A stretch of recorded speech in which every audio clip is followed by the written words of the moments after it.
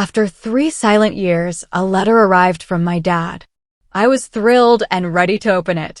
But my billionaire grandfather said, "Stop." I asked why. He pointed and said, "Look closely." What I saw next left me stunned. Okay, so imagine this.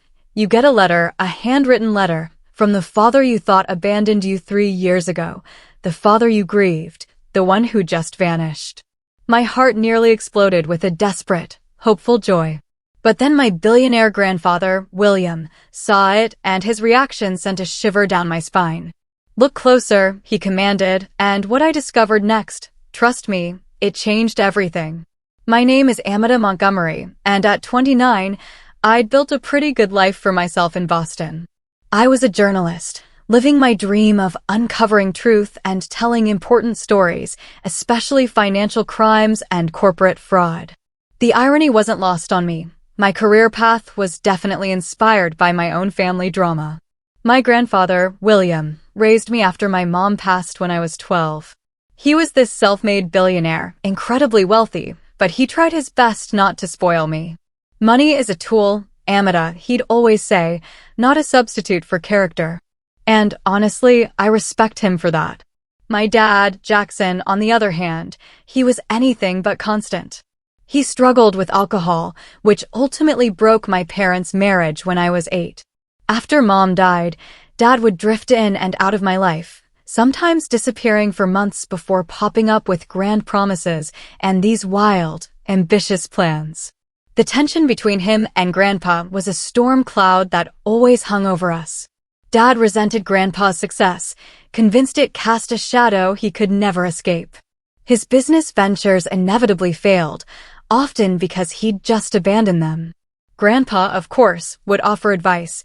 Dad would ignore it, and then, well, you know the drill. He'd ask for money. Grandpa would just shake his head and say, "Jackson simply refuses to put in the work." The final, devastating blow came 3 years ago on my 26th birthday. We were in a private dining room, and Dad arrived late, already a little drunk. He immediately picked a fight with Grandpa. "You think your money makes you God?" he shouted across the table. "You use it to control everyone, especially my daughter."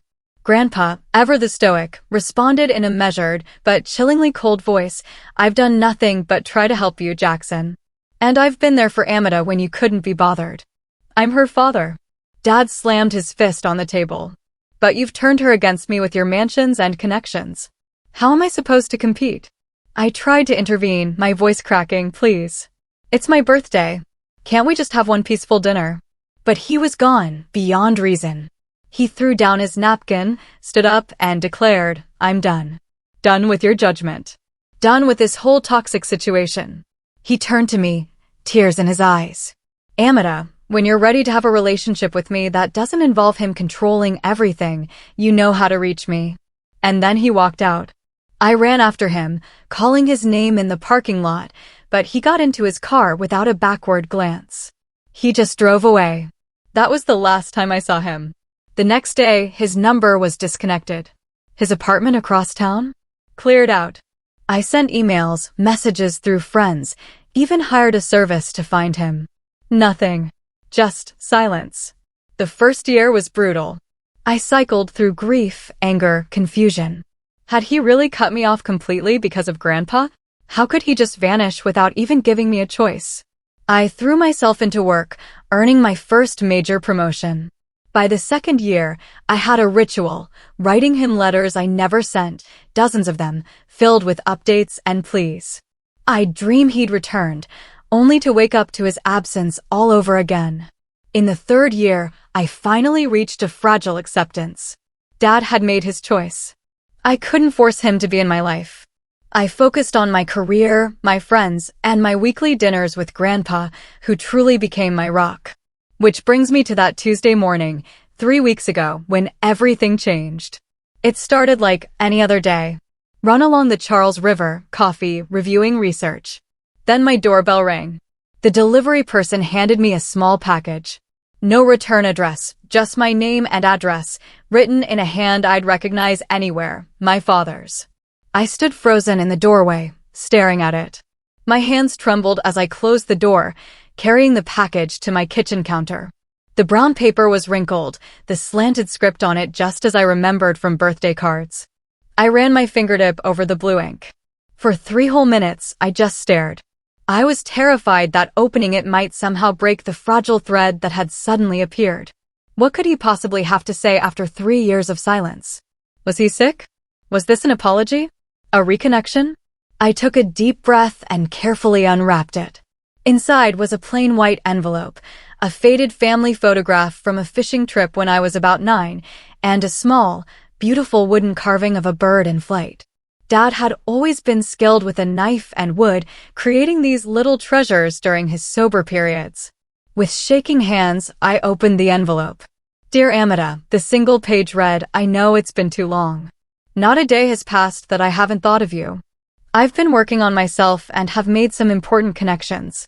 There's a business opportunity that could change everything for us. I want to make things right. I'll be in touch again soon with more details. This time will be different. I promise. The bird represents freedom from the past. Keep it close. Love always, Dad. It was short, vague, and frustratingly light on details. What business opportunity? What connections? Why now? Yet, despite the anger fluttering in my chest, I felt a surge of hope. He had thought about me every day. He wanted to make things right. I picked up the wooden carving, admiring the movement captured in its wings. It felt significant. The photograph, too, was a gut punch. The 3 of us, me, Dad, and Grandpa, grinning on a lake. My weekly call with Grandpa was scheduled for that evening, but I couldn't wait. His assistant put me through immediately. Amita, is everything all right? He asked, concerned. Unscheduled calls usually meant trouble. Grandpa, I blurted out, my voice cracking with emotion. I got a letter from Dad. There was a long pause. What did it say? He finally asked, his tone carefully measured. I read him the short message, word for word. I see, he said. You're sure it's from your father? Of course I am. I know his handwriting, Grandpa. Another long pause. I think you should bring the letter here right away, if you can. Something in his voice made me deeply uneasy. Is something wrong? I'd rather discuss it in person. Can you come now? I agreed, and drove the 30 minutes to his estate. Martha, his housekeeper, greeted me with a warm hug. He's in his study, she said. He canceled his afternoon meetings after your call. That surprised me. Grandpa rarely rescheduled business for personal matters. I found him by the window, looking out at the gardens. He still stood tall and imposing, even at 72. He turned as I entered, and I saw real concern etched around his eyes. Let me see it, he said without preamble. I handed him the letter, the photo, and the carving. He examined each item, his expression growing more troubled by the second. What is it? I asked, anxiety coiling in my stomach. You're scaring me, Grandpa. He picked up the letter again and handed it to me. Look closer at the handwriting, Amita. Really look. I studied the familiar slant, the curves. And then, with Grandpa's prompting, I began to notice subtle differences I'd missed in my emotional state. The pressure on certain downstrokes was heavier than Dad's usual touch. The spacing was slightly wider, and the signature, while similar, lacked a distinctive hook on the final N of Jackson. I don't understand, I whispered, a cold feeling spreading through me. I received a letter last week, Grandpa said quietly. Allegedly from your father. Asking for money for a business venture. You did? Why didn't you tell me? Because I wasn't sure it was genuine, and I didn't want to upset you unnecessarily. He pulled an envelope from his desk drawer. Compare them. The second letter was similar in tone, but it was more specific. A real estate development needing a $200,000 initial investment to be transferred to a specified account. Looking at the 2 letters side by side, the discrepancies in handwriting became even more glaring. They were good imitations, but definitely not my father's. Someone is pretending to be Dad, I whispered, feeling sick. But who would do that and why? That's what we need to find out, Grandpa said grimly. Someone is clearly trying to use your father's identity to scam money from us. The question is, where is your real father? And does he know about this? My mind raced with horrifying possibilities. Was this a cruel prank? Or something far more sinister? If these weren't from Dad, where was he? Was he safe? The 3 years of silence suddenly took on a much darker meaning. I thought he was just angry and stubborn, I said, my voice breaking. What if something happened to him? Grandpa put a hand on my shoulder. Let's not jump to conclusions. First, we need to verify your father's whereabouts and whether he knows about these letters. I nodded, trying to gather my thoughts. How do we do that? I know someone who can help us, Grandpa replied. A private investigator I've used for business matters. Very discreet. Very thorough. I'll call him right now. As Grandpa made the call, I sank into a leather chair, staring at the fake letter and the wooden bird. If this wasn't from Dad, who carved the bird? Was it purchased? And the photograph, it was definitely genuine, a copy of one that used to hang in Dad's apartment. Whoever was behind this knew personal details about our family. They had access to personal items, or at least images of them. This wasn't a random scam. This was targeted. Personal. And suddenly, very frightening. Thomas Keller, the PI, arrived within an hour. He wasn't the hard-boiled type I expected. He was soft-spoken, in his 50s, with kind eyes behind rimless glasses. He listened carefully, taking detailed notes, examining both letters without touching them. First thing we need to do is verify Mr. Jackson Montgomery's current whereabouts, he said. When was the last time you had confirmation of his location? I explained about his disappearance and my failed attempts. I did manage to find an address for him about 2 years ago, I added. In Durango, Colorado. I sent letters, but never got a response. Keller nodded. That gives us a starting point. I'll need a recent photograph and any information you have about his habits, friends, employment history, anything that might help track his movements. Grandpa, ever efficient, handed him a file he'd apparently prepared in advance. It contained Dad's social security number, date of birth, last known addresses, and photos. One more thing, Keller said. Is there any reason someone would specifically target your family for a scam? Beyond the obvious financial motivation, given Mr. Montgomery's wealth, Grandpa and I exchanged glances. I've made my share of business rivals, Grandpa admitted. And there have been threats before, though nothing recently. My job involves investigating financial crimes, I added. I've written exposés on several major corporations and individuals.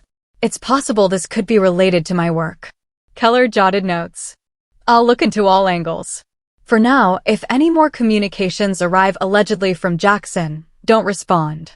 Contact me immediately. The next 2 days crawled by. I tried to focus on work, but my phone felt glued to my hand. I kept the wooden bird on my desk, turning it over and over, searching for any clue. Keller called on the 3rd day. I've confirmed that the address in Durango was indeed where your father was living until recently, he reported. However, according to neighbors, he moved out approximately 3 weeks ago. Did they say where he went? I asked, my heart pounding. No specific destination, but several neighbors mentioned he left with a business associate. An older man with glasses and a beard. They seemed to be in a hurry. Did this man have a name? The neighbors knew him only as Phil or Phillips. They said he had been visiting your father frequently in the weeks before they left. I relayed this to Grandpa at dinner that evening. Phillips, he repeated, frowning. That name doesn't ring any bells in connection to Jackson. Keller is checking if Dad left a forwarding address or if his mail is being held somewhere, I said, pushing my barely touched salmon around my plate. He's also looking into Dad's bank records and phone activity.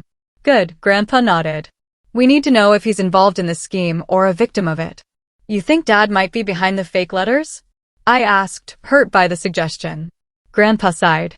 I don't want to believe it, Amita. But we can't ignore the possibility. Your father has asked for money under false pretenses before. Not like this. I insisted. He wouldn't forge letters and use old family photos to manipulate me. Before Grandpa could respond, my phone rang. It was Keller again. I've found something interesting in your father's financial records, he said, skipping pleasantries. For the past 2 years, his banking activity has been minimal and predictable. Small deposits from a carpentry business he apparently started in Durango. Regular withdrawals for rent and utilities. But beginning 6 weeks ago, there were several large deposits followed by equally large withdrawals. How large? $50,000 in, 50,000 out within days. This pattern repeated 3 times. That sounds like money laundering, I said, my journalist instincts kicking in. It's consistent with that, yes. I'm still tracing where the money came from and where it went. After ending the call, I filled Grandpa in. This is looking more and more like some kind of criminal activity, he said gravely. Perhaps your father got involved with the wrong people. Later that night, back in my apartment, I received a call from a blocked number. I answered, hearing only breathing. Hello, I said repeatedly. Who is this? Dad? Is that you?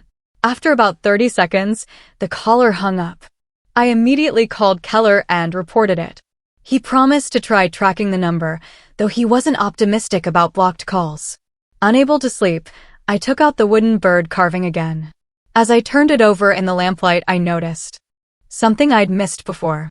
On the underside of one wing, barely visible, were tiny marks that looked like letters. I grabbed a magnifying glass. They were letters and numbers, etched in minute detail, SP 34 newtons, 118 watts. I quickly researched what these might mean and realized they could be partial coordinates. The next morning, I showed my discovery to both Grandpa and Keller. Good catch, Keller said, examining the carving. These could be pointing to a specific location. I'll check what's at or near these coordinates. That afternoon, Keller called with another update. I've identified the man your father was seen with. His full name is Sean Phillips, and he has quite a record. Multiple fraud convictions, including investment scams targeting the elderly. He was released from prison 8 months ago. My heart sank. This didn't sound good for my father. Is he known for violent crimes? I asked, dreading the answer. Not directly, but he has associated with people who are.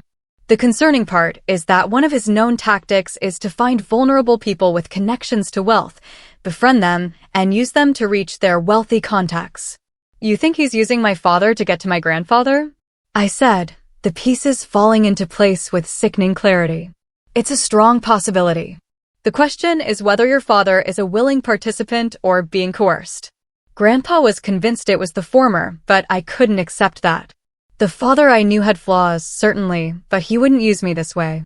We need to consider that your father might be in danger, Keller said during our next meeting at Grandpa's house. If he initially agreed to participate in a scam, but then changed his mind, these people might be forcing his compliance. Then we need to find him, I insisted, before something worse happens. Keller nodded. I've traced the coordinates from the bird carving. They point to an area near Glenwood Springs, Colorado. There's not much there except an old mining site and some vacation cabins. Could he be held there? I asked. Possibly. I'm working with a contact in Colorado to check it out discreetly. We don't want to alert anyone if your father is indeed being held against his will. As we were discussing next steps, Grandpa's security system alerted us to a delivery at the gate. Another package had arrived, addressed to Grandpa this time. Inside was another letter, supposedly from my father, now explicitly asking for $2 million for a guaranteed investment opportunity that would make up for all the lost time and rebuild our family. It instructed Grandpa to wire the money to an offshore account within 3 days. This is getting serious, Grandpa said, his face grim. I think we need to involve the police. Keller raised a cautionary hand. Let me trace where this package came from first. If your son is being held somewhere, a police investigation might spook his captors. Using his contacts, Keller discovered the package had been sent from a shipping store in downtown Boston. Security footage showed a young man in a baseball cap dropping it off. He didn't match Sean Phillips's description. A hired courier, most likely, Keller surmised. But this tells us something important. Whoever is behind this is operating at least partly from Boston, not just Colorado. Later that day, Keller called with an unexpected breakthrough. I found your father's laptop, he announced. It was in a storage unit attached to his former apartment in Durango. The manager held it when your father left without giving proper notice. What's on it? I asked eagerly. It's password protected, but my tech specialist is working on it.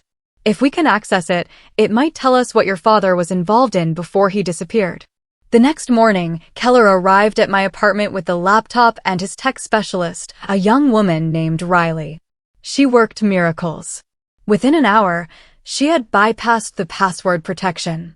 What we discovered shocked all of us.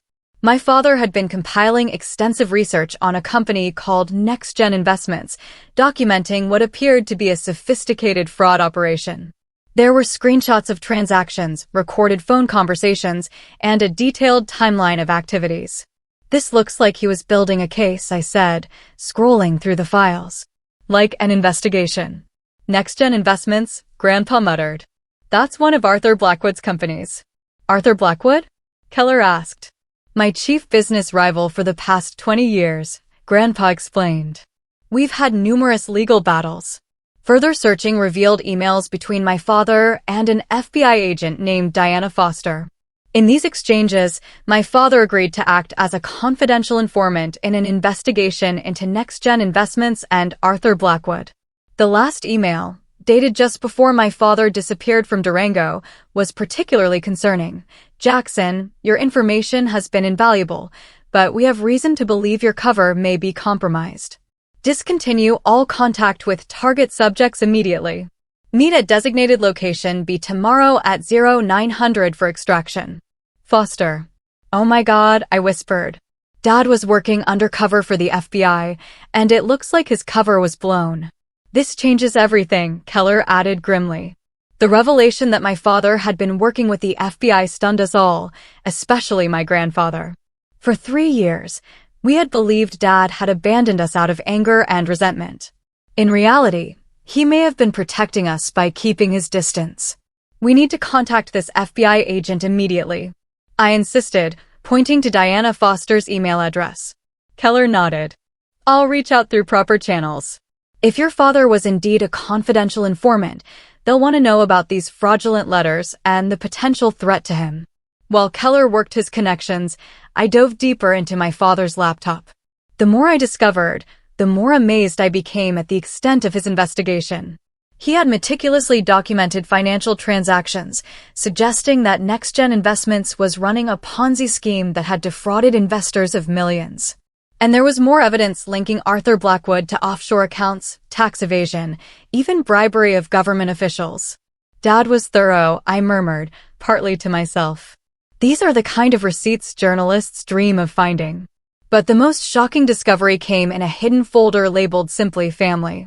Inside were dozens of documents related to Grandpa William's business empire, focusing specifically on connections between his companies and Blackwood's interests.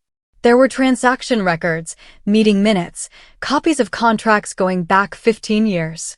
My heart raced as I opened a voice memo dated just before Dad's disappearance. His voice filled the room, sounding tired but determined. "Diana, I've confirmed the connection. The shell company that received the kickbacks from NextGen's municipal contracts traces back to William Montgomery Enterprises through 3 layers of subsidiaries. I don't believe William is directly involved. This has Blackwood's fingerprints all over it. He's been setting my father-in-law up for years, making it look like William is complicit in the fraud. I need to warn him, but I can't risk contact until we have everything secured. The evidence is in the encrypted files I sent yesterday. The password is Amada's birthday month day. Year, no spaces." I sat back stunned. Dad hadn't just been investigating Blackwood. He discovered that Blackwood was trying to implicate my grandfather in his illegal activities. He'd been working to protect our family all along. I turned to face Grandpa, who had been listening to the recording over my shoulder. His face had gone pale. "William," I said quietly, using his first name for perhaps the first time in my life. "Did you know about any of this?" He sank heavily into a chair. "I knew Blackwood was ruthless, but this... No. I had no idea he was trying to set me up." He looked up at me, his eyes troubled. "Jackson was trying to protect me, and I spent 3 years thinking the worst of him." Before we could process this further, Keller returned. "I've made contact with Agent Foster. She's on her way here now, along with her team. They've been looking for Jackson for weeks." Agent Foster arrived within the hour. A no-nonsense woman with sharp eyes and a brisk manner. She confirmed what we had pieced together. My father had become an FBI informant after accidentally discovering NextGen's fraud while doing carpentry work at their Colorado offices. When he realized the connection to Blackwood and the potential threat to Grandpa, he dove deeper, becoming a key asset. We had an extraction plan in place when he warned us that his cover was blown, Foster explained. But he never made it to the meeting point. We've been searching for him since, fearing the worst.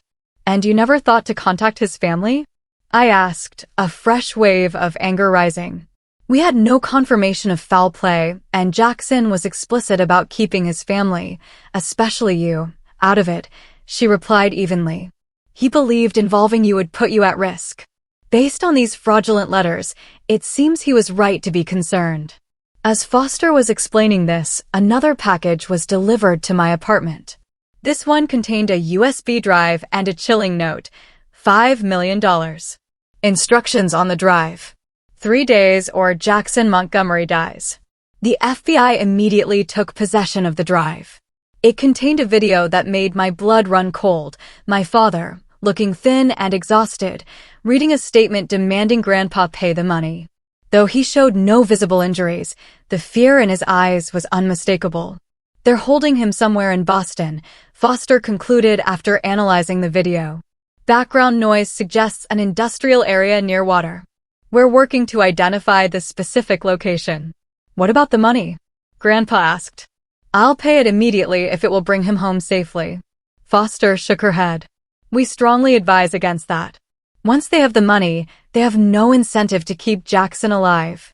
We need to locate him first. And if you can't? I challenged, my voice tight with fear. If 3 days pass and we find nothing, then we'll discuss contingency plans, she said firmly. But my team is good at what we do, and now that we know Blackwood is likely behind this, we have more angles to pursue. The FBI set up surveillance at both my apartment and Grandpa's estate. Agents monitored Blackwood's known associates. That night, as I tried and failed to sleep, my phone rang with an unknown number. I answered immediately, an FBI agent listening in on another line. Aita Montgomery, a distorted voice asked. Yes, I replied, trying to keep my voice steady. We know the FBI is involved now. That changes the terms. $5 million, not 2. And you'll make the delivery personally, alone, or your father dies. I need proof he's still alive. I demanded. There was a pause. Then my father's voice came on the line. Aita, don't do what they ask. It's a trap. Blackwood is trying to. His voice was cut off by what sounded like a slap. The distorted voice returned. Tomorrow noon. Instructions will follow. Come alone or he dies. The call ended abruptly. The FBI agent immediately began tracing it while I sat shaking, my father's warning echoing in my ears. He mentioned Blackwood by name. I told Foster when she arrived minutes later. They'll know he's exposed them, which makes this more dangerous, she agreed. They have less reason to keep him alive now that he's identified his captor to you. So, what's the plan? I asked, my resolve hardening. I'm not just going to sit here and do nothing. Foster regarded me thoughtfully. We need to move faster than they expect. I think it's time to bring the fight to Blackwood directly. By dawn, the FBI had warrants to search Blackwood's Boston offices and home. What they found at his waterfront mansion was damning, financial records confirming everything my father had uncovered, plus evidence linking him to Sean Phillips and the fraudulent letters. But there was no sign of my father. As noon approached, I received a text with an address in South Boston and instructions to bring proof of the wire transfer. It's an abandoned office building near the harbor, Foster said, showing me satellite images. We've already got a team in position. We'll wire the building for sound and video before you arrive and have agents stationed throughout the area. I thought you said we shouldn't pay the ransom, Grandpa objected. We're not, Foster explained.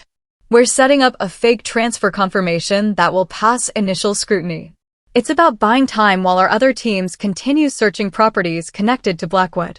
As the FBI prepared, Keller pulled me aside. While they focus on Blackwood, I've been looking at Phillips. He owns a storage facility across town under another name. It's not on the FBI's radar yet, but my sources suggest there's unusual activity there. You think that's where they might be holding my father? I asked. Keller nodded. It's worth checking out. I could go now while the FBI is focused on the meeting setup. I made a split-second decision. I'm coming with you. Absolutely not, he objected. It's too dangerous. My father risked everything to protect our family, I insisted. I'm not sitting on the sidelines now that he needs me. Besides, I'm a journalist. I know how to stay out of sight. After some argument, Keller reluctantly agreed, on the condition that we only conduct reconnaissance and call for backup at the first sign of my father or his captors. We slipped away while the FBI team was busy. The storage facility was in a run-down industrial park, 30 minutes from downtown. It looked abandoned at first glance, but Keller pointed out new security cameras, discreetly placed. Someone's invested in security recently, he noted. And look, fresh tire tracks. We circled the building, staying out of camera view, until we found a service entrance with a keypad lock. Through a small window, I could see a corridor lit by fluorescent lights. This place isn't abandoned, I whispered. We need to get inside. Keller studied the keypad. I might be able to bypass this, but it will take time, and if there's an alarm. Before he could finish, the door opened and a man stepped out, lighting a cigarette. Keller pulled me behind a dumpster just in time. The man was talking on a phone. Yeah, Blackwood says we move him tonight after the girl delivers the money. Too many feds sniffing around. Know the offshore site? Yeah, I know it's a one-way trip for him, but that's not our problem. My blood ran cold. They were planning to kill my father after getting the money. When the man went back inside, Keller immediately called Agent Foster, updating her. She redirected a tactical team to our location, instructing us to stay hidden. We watched from our hiding place as FBI vehicles converged silently 20 minutes later. The operation happened with military precision. Agents breached multiple entrances simultaneously, and within minutes, we heard the all-clear signal. Foster herself came to get us. We found him, she said, her expression a mixture of relief and concern. He's alive, but he needs medical attention. They brought my father out on a stretcher. He was pale and thin, with bruises on his face and a bandaged arm, but conscious. When he saw me, his eyes filled with tears. Amita, he whispered as I rushed to his side. I'm so sorry. I never wanted you involved in this. It's okay, Dad, I choked out, holding his hand. We know everything. You were protecting us. As the paramedics loaded him into an ambulance, he gripped my hand tightly. William, he asked urgently. Is he safe? He's fine, I assured him. He's with the FBI right now. We've been looking for you together. Relief washed over his face. Tell him Blackwood was setting him up for years. The evidence is all in my files. He needs to know it wasn't my imagination or jealousy. It was real. He already knows, Dad. We found your research. You did it. You protected the family. As the ambulance doors closed, Agent Foster approached me. We've arrested 4 men here, including Sean Phillips. Arthur Blackwood was taken into custody at his office 20 minutes ago. Your father's ordeal is over, and thanks to his work, we've uncovered one of the largest financial fraud schemes in the state's history. I felt a complex mixture of emotions, overwhelming relief that Dad was safe, pride in what he had accomplished, and lingering anger over the 3 years of silence and pain. But mostly, I felt a profound sense that a new chapter was beginning for our family. One that would require healing and rebuilding, but held the promise of truth and reconciliation. The next 72 hours were a blur of hospital rooms, FBI debriefings, and news reports about Blackwood's arrest. Dad was being treated for malnutrition, dehydration, and a broken arm that had been poorly set during his captivity. The doctors assured us he would recover physically, but the emotional trauma would take longer to heal.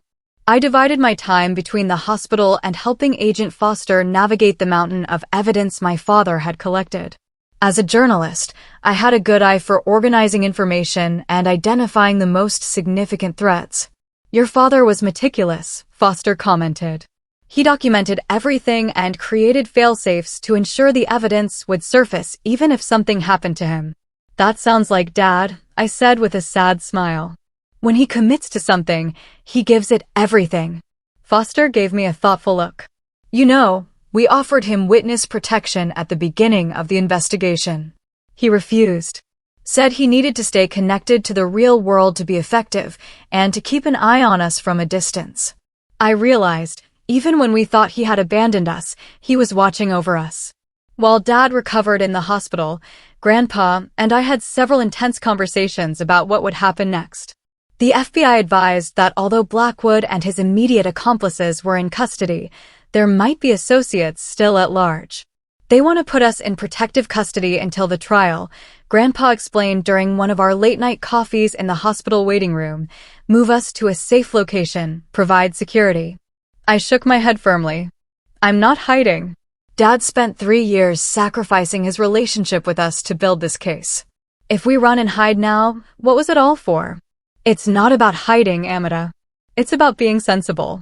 No, it's about taking control of the situation, I insisted. These people operated by keeping us in the dark, manipulating us through fear and uncertainty. I'm done with that. I outlined my alternative plan. Instead of passive protection, we would set a trap. Using my journalism contacts, I would plant a story about new evidence in the Blackwood case being held in a secure location. Then, with the FBI's help, we would monitor who came looking for it. It's too risky, Grandpa objected. Let the professionals handle this. The professionals have been working this case for 3 years and still didn't prevent Dad from being kidnapped. I pointed out. Besides, I'm not suggesting we do this alone. We'll work with Foster's team every step of the way. After much debate, and to my surprise, Foster actually supported my plan, with modifications. She recognized the value of proactive measures and appreciated that my media connections could create a convincing story to flush out any remaining conspirators. But you will follow our protocols exactly, she insisted. No improvising. No journalist heroics. I agreed, though I mentally crossed my fingers about the no improvising part. My experience as an investigative reporter had taught me that some situations required quick thinking. The story went live on a Tuesday morning, a carefully crafted piece by a colleague, suggesting that Jackson Montgomery had secured insurance documents implicating additional high-level figures in Blackwood's scheme. The documents were allegedly held in an attorney's office. By that afternoon, surveillance had identified 2 suspicious individuals conducting reconnaissance around the law office we had named. One was a former NextGen executive who hadn't been implicated in the initial arrests. The other was a private security contractor with ties to Blackwood. They took the bait, Foster confirmed. Now we wait to see what move they make. We didn't have to wait long. That night, monitoring devices in the law office recorded an attempted break-in. FBI agents arrested both men we had identified, plus a third accomplice who had served as their driver. Under questioning, the former executive revealed a chilling contingency plan, a second operation, run by Blackwood's silent partner, prepared to eliminate witnesses and destroy evidence. My father was at the top of the target list, followed by Grandpa and me. Who is this partner? Foster demanded during the interrogation, which I watched via closed-circuit television. The man shook his head. I don't know. Blackwood only ever referred to him as the investor. All I know is he has significant political connections and a lot to lose if the full extent of the scheme becomes public. This revelation added urgency. If a powerful, unknown figure was orchestrating cleanup operations, none of us was safe yet. Dad was released from the hospital the next day, still weak but insistent on being part of the solution. He moved into Grandpa's estate, where security had been significantly enhanced. Seeing the two of them together, awkwardly attempting to rebuild their relationship while both worried about our safety, would have been almost comical under different circumstances. We need to draw out this investor, Dad said during a strategy session in Grandpa's study. He's the key to ending this. For good. How do you propose we do that? Grandpa asked, though still reserved with Dad. He had developed a new respect for his son's strategic thinking. Dad turned to me. We use Amita's original plan, but bigger. Instead of hinting at evidence, we announce that I'm holding a press conference in 3 days to reveal everything, including the identity of Blackwood's silent partner. Foster, who had joined us, looked skeptical. That puts an enormous target on your back. I've had one there for 3 years, Dad replied grimly. At least this time, I'll be facing it with my family and the FBI, not alone in some cabin in Colorado. After hours of debate, We refined the plan into something both aggressive and defensible. In the meantime, I used my media contacts to generate maximum publicity, hopefully pressuring the investor into making a move before the announcement. Grandpa, despite his initial reservations, proved invaluable in setting up the operation. His business connections and resources allowed us to create a convincing security perimeter while actually establishing multiple layers of surveillance. If someone wants to get to Jackson before the press conference, they'll have to go through these checkpoints, he explained, pointing to a map of the estate. Each one gives us another opportunity to identify them. For 2 days, we maintained the charade. Dad gave brief statements to selected reporters about his intention to name names and expose the full network.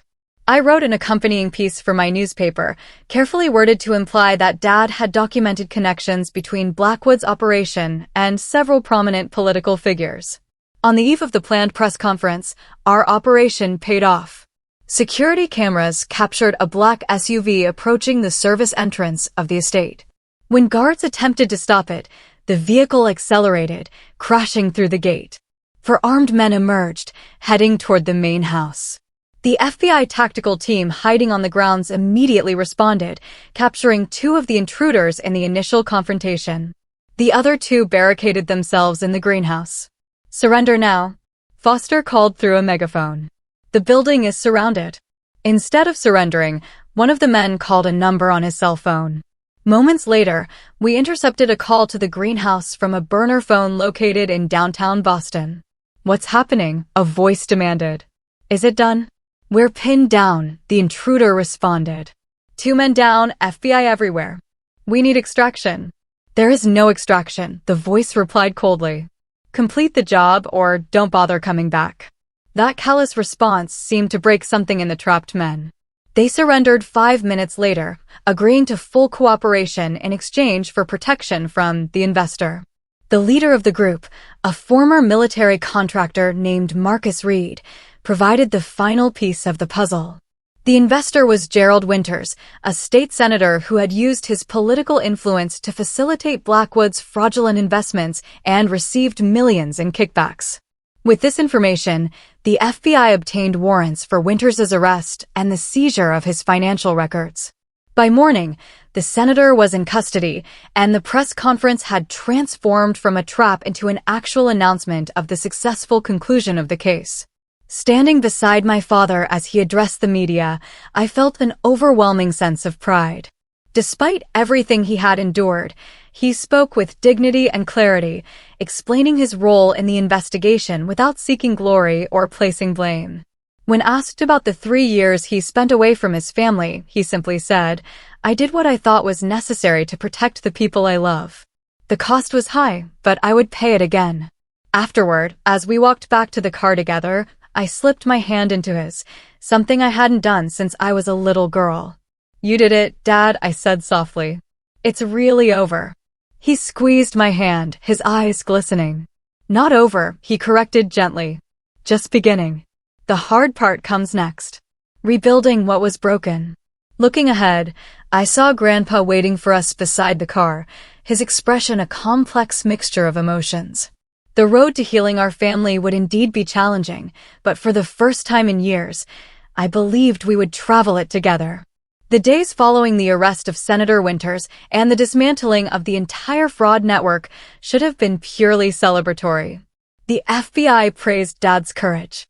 The media hailed him as a citizen hero. And Grandpa's business reputation was not only preserved but enhanced by his cooperation. Yet, inside our family, the atmosphere remained tense and awkward. 3 years of silence had created wounds that acknowledgement of good intentions couldn't immediately heal. Dad moved from the hospital into Grandpa's guest house rather than returning to my apartment, as I had initially offered. The physical distance mirrored the emotional gap that still existed. Our first family dinner together was painfully stilted.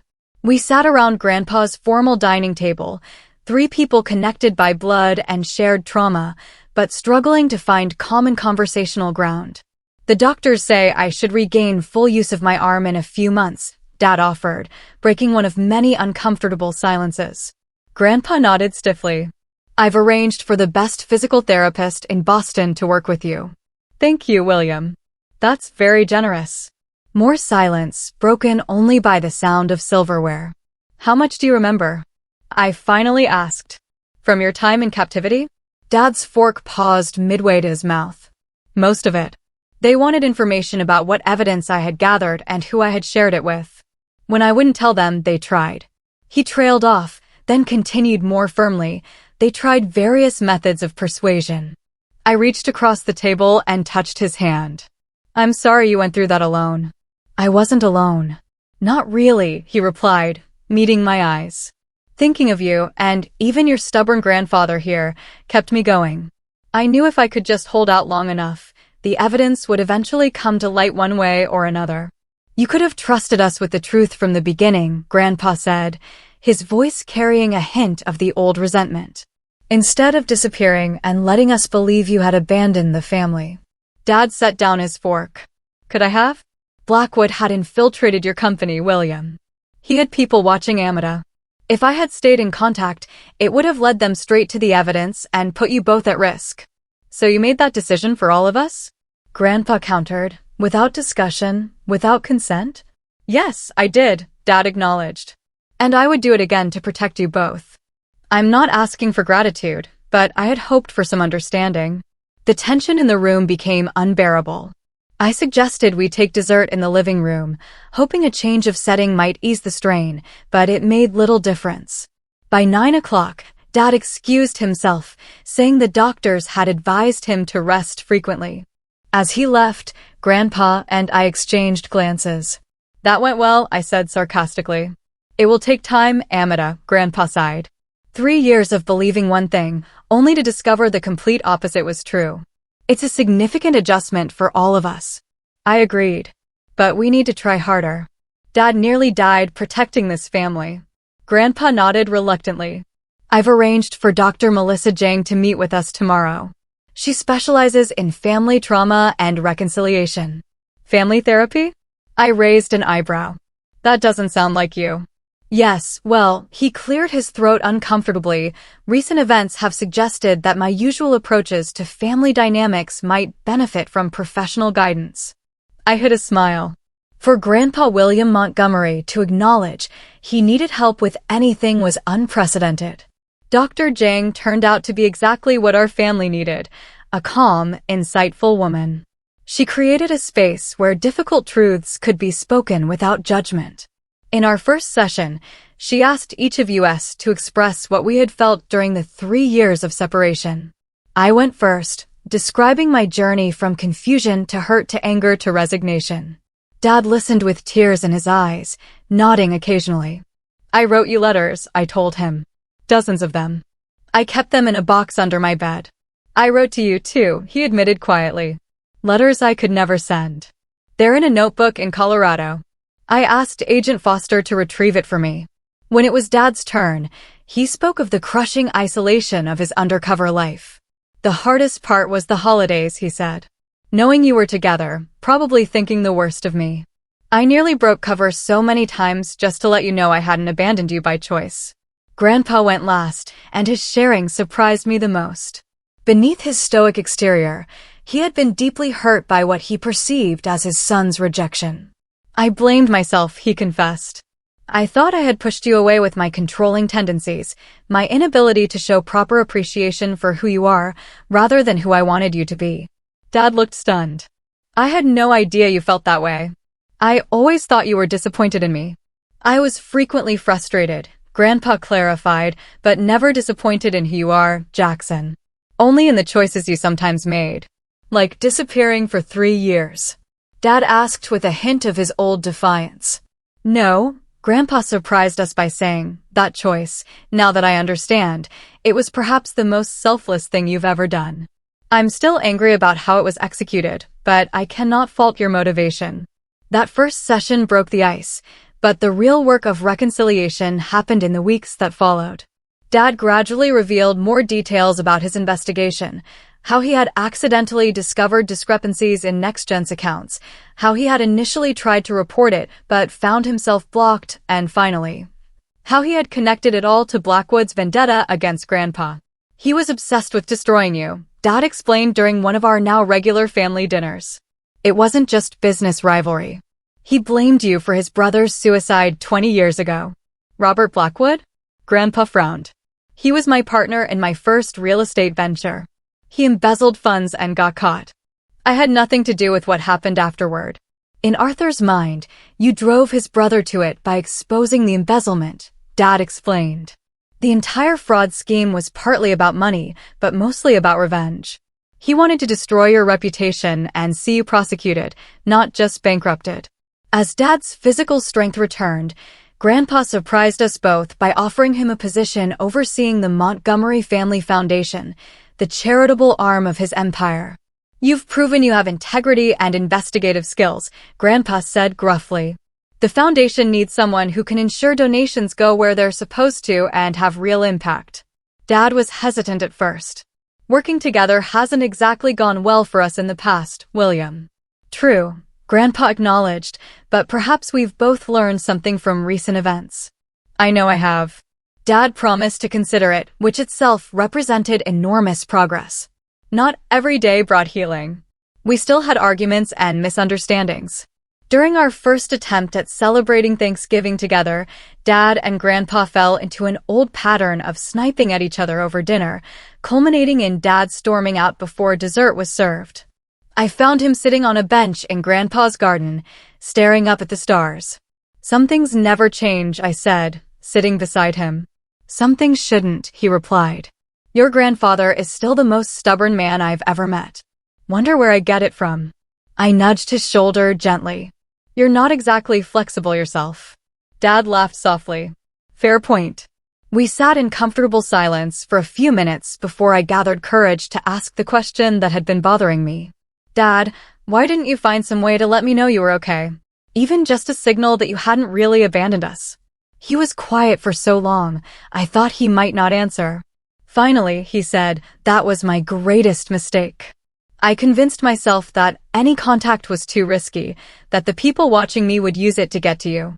But looking back, I think part of me was afraid. Afraid of what? That you wouldn't believe me. That you'd choose your grandfather's interpretation over mine. Or worse, that you'd insist on helping and put yourself in danger. He turned to look at me directly. I underestimated you, Amita. I saw you as my little girl who needed protection, not as the strong, capable woman you've become. I'm sorry for that. His words unlocked something in me. A tight knot of hurt I hadn't fully acknowledged. I began to cry. Really cry, for the first time since this whole ordeal began. I missed you so much, I managed between sobs. I thought I hadn't been enough for you to stay.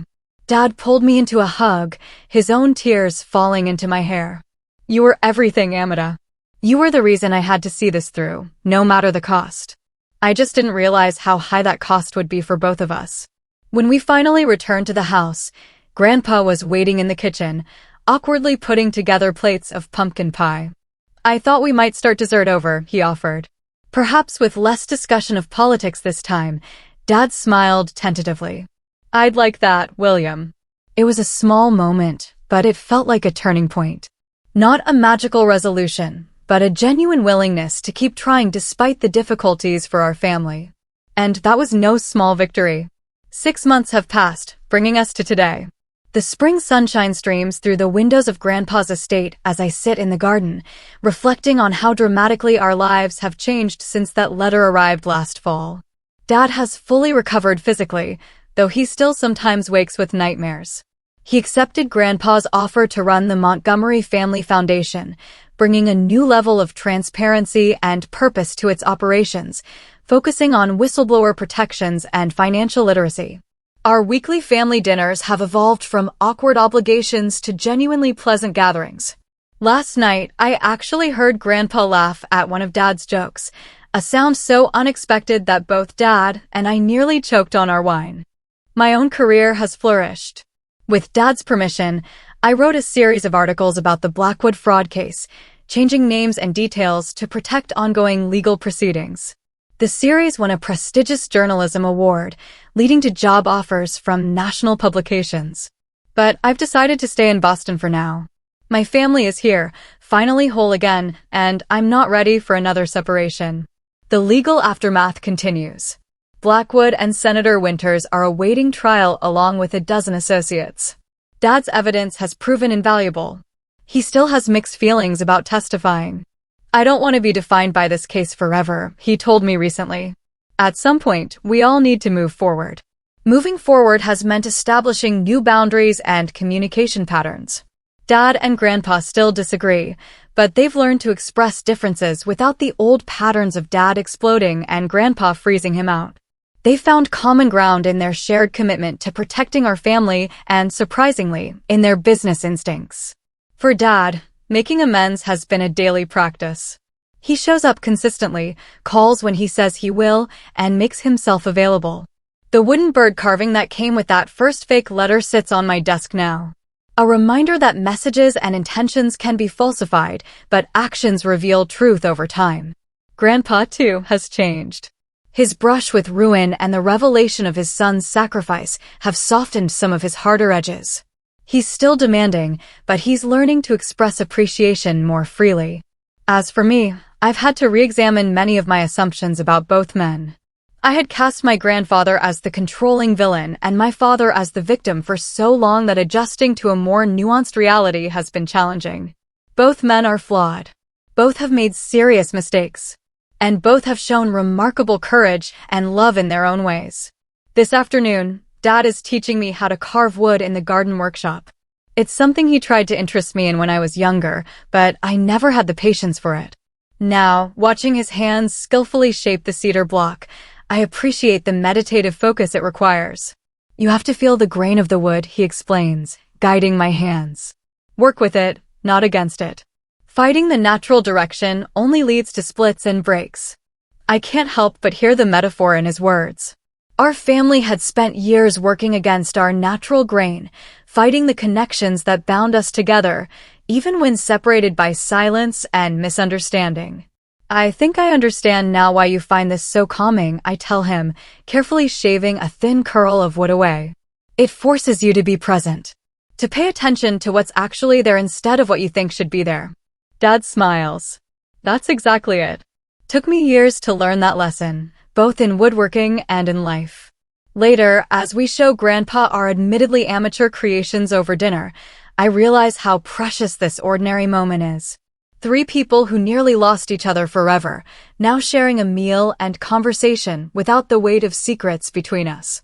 I've been thinking about what I've learned from all this, I say as Martha serves dessert. About family, about judgment, about truth. And what conclusions have you reached? Grandpa asks, genuinely curious. That silence doesn't always mean absence. That protecting someone and controlling them can look similar from the outside. That we can be completely wrong about the motivations behind someone's actions. I take a breath. And most importantly, that family bonds can bend almost to breaking, but still find a way to hold. Dad reaches across the table and takes my hand. Eloquently put. I'd add one more lesson if I may. Please do, I encourage him. That sometimes the hardest person to forgive isn't the one who hurt you, but yourself for the ways you may have contributed to the pain. Grandpa nods slowly. In my 73 years, I've never heard a truer statement. We sit together as the evening light fades. 3 people who have traveled a difficult road to find our way back to each other. The journey isn't over. Healing rarely follows a neat, linear path. But we're moving in the right direction together. The wooden bird sits in the center of the table, a reminder of where this journey began. Dad has carved 2 more to match it. 3 birds in flight. A family finding its way forward on newly healed wings. So, what about you? Have you ever discovered that a situation you completely misunderstood actually had an explanation you never could have imagined? Or maybe you've had to navigate a really messy family reconciliation. Let me know in the comments below. I'm really curious to hear your thoughts.